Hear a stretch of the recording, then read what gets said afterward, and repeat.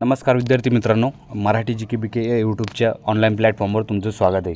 विद्यार्थी मित्रांनो, आतापर्यंत जर तुम्ही आपल्या चॅनलला सबस्क्राईब नसेल केलं तर चॅनलला सबस्क्राईब करा आणि व्हिडिओला लाईक करा, कारण की व्हिडिओ खूप इंटरेस्टिंग होणार आहे। त्यामुळे आज लाईकचं बटन दाबून आहे। बघा, आजच्या व्हिडिओमध्ये आपण 3 गोष्टी डिस्कस करणार आहे। 3 कोणकोणत्या रे सांगतो मी तुम्हाला। एक म्हणजे ॲन्सर की कधी येणार आहे। दुसरी म्हणजे जी आपली इम्पॉर्टंट सगळ्यांसाठी आहे की रिझल्ट डेट कधी असणार आहे, रिझल्ट कोणत्या दिवशी येणार आहे। आणि तिसरी म्हणजे ह्या BMCचा कट ऑफ काय असणार आहे। हा जो कट ऑफ आहे हा माझ्या अनुसार राहणार आहे, म्हणजे माझ्या ओपिनियननुसार सांगणार आहे की मी एवढा जाऊ शकतो। तुमच्या ओपिनियननुसार तुम्ही मला कमेंट बॉक्समध्ये सांगायचं आहे, बरोबर। तर बघा, पहिली गोष्ट आपण डिस्कस करू या ठिकाणी ॲन्सर की, रिझल्ट डेट आणि नंतर कट ऑफवर जाऊ आपण। तर बघा, ॲन्सर की सांगतो मी तुम्हाला।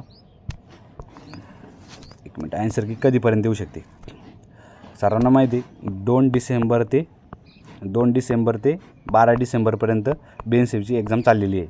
2 डिसेंबर ते 12 डिसेंबर। आता ह्या ठिकाणी तुम्ही जर ॲन्सर कीचा विचार केला तर 10 ते 15 दिवसात ॲन्सर की येते। याच्यात जर तुम्ही 15 दिवस ॲड केले तर किती होते, 27। तर तुम्ही मे बी म्हणजे 27 डिसेंबरपर्यंत तुमची ॲन्सर की येऊ शकते। किती, 27 डिसेंबरपर्यंत। 27 म्हणजे ह्या महिन्याच्या 31 डिसेंबरच्या आत तुम्हाला ॲन्सर की पाहायला भेटेल, म्हणजे ह्या महिन्यात तुमची ॲन्सर की येऊन जाणार आहे। या ठिकाणी ॲन्सर कीचा मुद्दा क्लिअर झाला, बरोबर। ॲन्सर की झाली की ॲन्सर कीनंतरच तुम्हाला कळणार आहे की आपलं सिलेक्शन होतं ना होतं, बरोबर। कारण की त्याला काही निगेटिव्ह मार्किंगने जेवढे प्रश्न बरोबर आले, बरोबर, तेवढे प्रश्न समजा तुमचे जर ॲन्सर कीमध्ये समजा तुमचे 75 प्रश्न बरोबर आले, बरोबर, की तुम्हाला इथं कळून जाणार आहे की आपले 150 मार्क या ठिकाणी येणार आहे, 150। त्यानंतर रिझल्ट डेट, बरोबर। आता हे 150 झाले, हे रॉ स्कोर झाले, बरोबर। आता रिझल्ट येण्याच्या अगोदर तुमचं नॉर्मलायझेशन होतं। बघा, हे पण आहे फॅक्टर, थोडीशी चर्चा करू आपण। नॉर्मलायझेशन, बघा, नॉर्मलायझेशनमध्ये काय माहिती आहे का, तुमचे 150 स्कोर असले तर यामध्ये तुम्ही तलाठीमध्ये पाहिले ते 15 ते 20 मार्क, म्हणजे 15 ते 20 मार्क जे आहे ते विद्यार्थ्यांचे या ठिकाणी नॉर्मलाइज झालेले आहे आणि काही विद्यार्थ्यांची कमी पण झालेली आहे। तर 150मध्ये जर तुम्ही 20 ॲड केले तर 170 व्हावं लागले, बरोबर। हा झाला तुमचं रिझल्ट येण्याचं, म्हणजे हे एवढ्या मार्कावर तुमचा रिझल्ट येईल, म्हणजे असं गृहीत धरू आपण।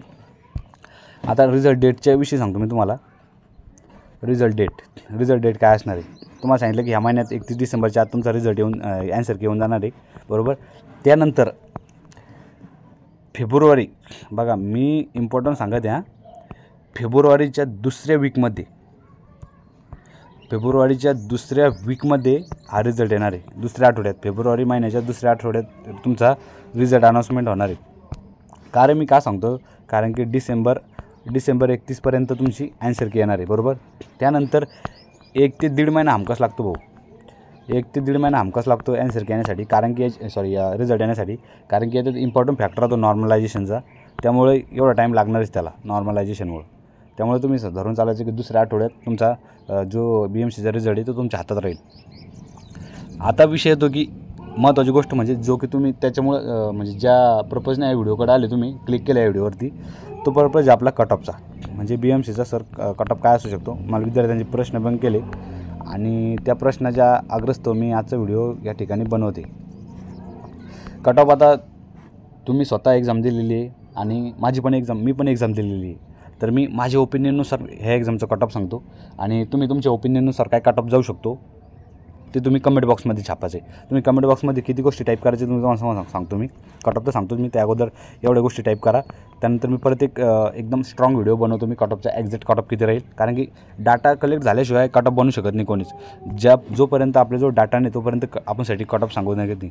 एक मी समजा आजच्या व्हिडिओमध्ये ॲव्हरेज कट ऑफ सांगू शकतो एवढा आहे, पण ॲक्युरेट जर कट ऑफ सांगायचा असला तर त्याला आपल्याला डाटाचं ॲनालिसिस करावंच लागणार आहे आणि तो डाटा मी तुमच्याकडून घेणार आहे।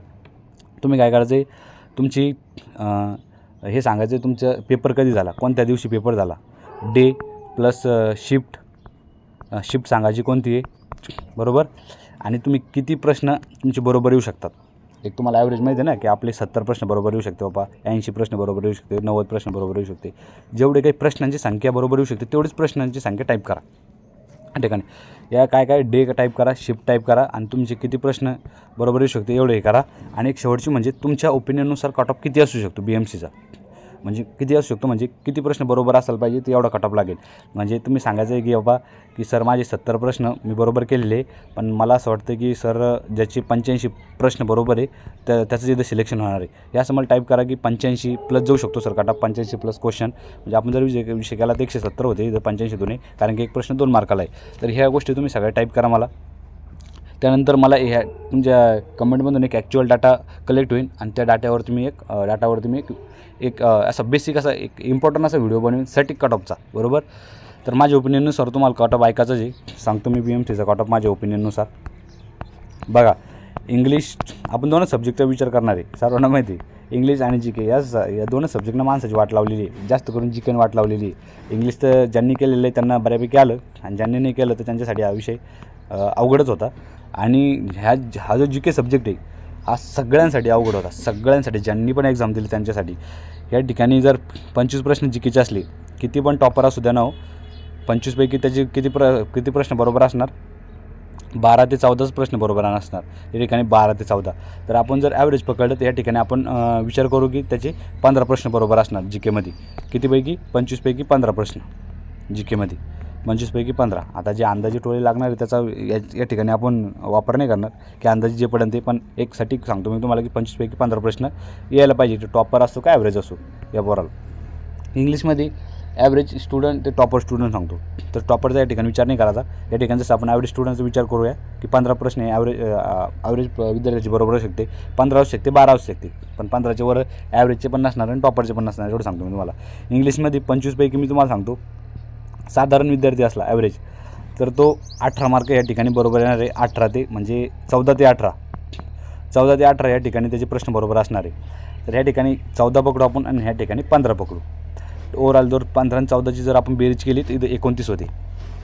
किती होते? 29 मार्क होते. कितीपैकी रे? 50 पैकी 2 सब्जेक्टचे 50 पैकी 29 मार्क होते.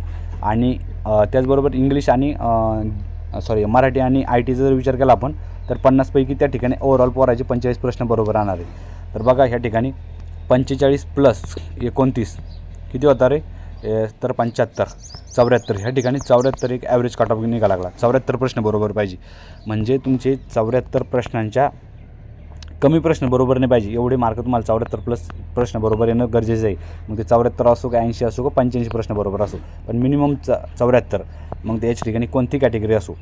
या ठिकाणी प्लस मायनस समजा +2 करा की +2 प्रश्न याच्यात ॲड करा किंवा -2 याच्यातून काढून टाका. म्हणजे 72 ते 76 एवढं या ठिकाणी झालं. तर ओपनचा विद्यार्थी असेल तर 76 प्रश्न बरोबर पाहिजे, बरोबर. आणि OBCच्या याच्यातून 2 मायनस करा. आणि जर का तुम्ही SC असला तर 72 पाहिजे, आणि SC बाकीची जी कॅटेगरी यातून 2 करा. म्हणजे ओव्हरऑल 70 ते 76 ह्या दरम्यान, म्हणजे ओपन आणि OBCसाठी 76 प्रश्न बरोबर पाहिजेतच, 76 सिलेक्शनसाठी. आणि SC STसाठी 74 आणि बाकीचे जे कास्ट आहे सबकास्ट त्यांच्यासाठी 70 प्रश्न बरोबर. म्हणजे या ठिकाणी तुम्हाला एक गोष्ट कळते रे, काय माहिती आहे का, की ज्या विद्यार्थ्याचे 75 प्लस प्रश्न बरोबर आहे, बरोबर, त्या विद्यार्थ्यांनी ह्या ठिकाणी BMCचा रिझल्ट येण्याची आशा करायची. बाकीच्यांना सोडून ते तुमचा रिझल्ट येईल म्हणून, कारण की हे विद्यार्थी शुअर होऊ शकतात. कारण की 175 जर बघितले आपण तर 150 मार्क 75 प्रश्न बघितले तर 150 मार्कावं लागले. कारण की 75 प्रश्न आहे आणि जो एक प्रश्न आहे तो 2 मार्काला आहे. त्यामुळं 100 मार्काचा पेपर, 100 प्रश्न होते आपले आणि त्यात 200 मार्काचा पेपर होता. तर 200 पैकी 150 मार्क ज्याला येणार आहे. आणि त्यात इम्पॉर्टंट फॅक्टर कोणता आहे रे? 150मध्ये तुम्ही बघितलं आहे की नॉर्मलायझेशन 20 ते 25 मार्क नॉर्मलायझेशन झालेलं हो तलाट्यामध्ये विद्यार्थ्यांचे, 20 ते 25. मग विचार करा 175 मार्क तुमचे 170 175 मार्क तुम्हाला ह्या ठिकाणी बनणार आहे. आणि तुमचं खरंच ना, मग मी सांगितलं ना तुम्हाला 75 प्रश्न प्लस जर बरोबर असलं तुमचं सिलेक्शन होणार ना. 170 175 कोण म्हणतं सिलेक्शन होत नाही? होणारच सिलेक्शन, कोणता विद्यार्थी असो. कारण की या ठिकाणी इम्पॉर्टंट फॅक्टर काय ठरणार आहे? नॉर्मलायझेशन ठरणार आहे. नॉर्मलायझेशनमुळे ह्या ठिकाणी विद्यार्थ्यांचं सिलेक्शन होणार आहे. काही विद्यार्थ्यांचे मार्क कमी पण होतात नॉर्मलायझेशन, हे पण लक्षात ठेवा. तर मी माझ्या ओपिनियननुसार कट ऑफ सांगितलं. मी तुम्हाला काय काय गोष्टी सांगितली कमेंटमध्ये टाईप करायचे, तेवढं कमेंटमध्ये टाईप करा. आणि तो जो डाटा तुम्ही मला प्रोव्हाइड करसाल, ॲटलिस्ट 100 विद्यार्थ्यांनी जर कमेंट केले ना तर मला ॲक्च्युअल डाटा या ठिकाणी कळू शकेल आणि मी ॲक्च्युअल कट ऑफ बनवू शकेल सटिक, आणि तो तुम्हाला इथं व्हिडिओच्या माध्यमातून प्रोव्हाइड करेल. तर व्हिडिओ कसा वाटला कमेंटमध्ये मला सांगा, आणि व्हिडिओला लाईक करा. आणि तुम्ही जर आपल्या चॅनलवर नवीन असाल तर प्लीज चॅनलला सबस्क्राईब करा. धन्यवाद मित्रांनो, भेटूया नंतरच्या व्हिडिओमध्ये. थँक्यू.